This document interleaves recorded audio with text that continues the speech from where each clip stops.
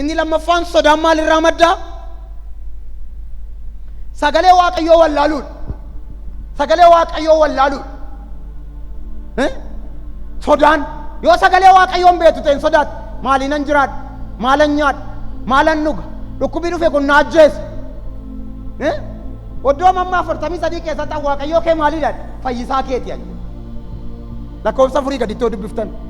Siif ati gati jabeessa waan taateef Waaqayyoo kee kiristaanni sagalee Waaqayyoo beeku hin sodaatu nan du'a.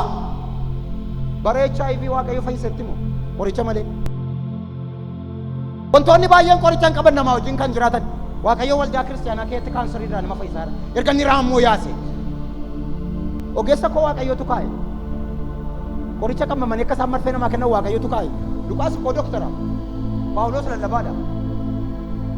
Phaawulos gororaan nama fayyisee, erbee isaatiin nama rukkisee fayyisee, ofii immoo waraansaan kufee gangalata. Luqaas marfee gaafa inni waraanu malee achiin qabu. Qorichaanus fayyisa. Maqaa isaatiin duwwaa miti. Dhukkuba qoricha hin qabnetti raamaa bukkeetti qoree isaan ilaalee bishaan maraamaa jechuun addaa jechuudha. Waaqayyo achitti isaanitti dubbatee maal jedhe? Ani Waaqayyoo kee Waaqa fayyisaa keeti jedheen jedha. An fayyisaa keeti sin fayyisaa jedhee. Zarii irraa darbaa siniin jedhu mana kiimii gaafa dhaqan dhuguma dhufu. Hakiimiin qorate bira ga'e. Hubannoo Waaqayyo isaaf kennee. Yeroo hundumaa boo'ichan waldaa kanaaf boo'u.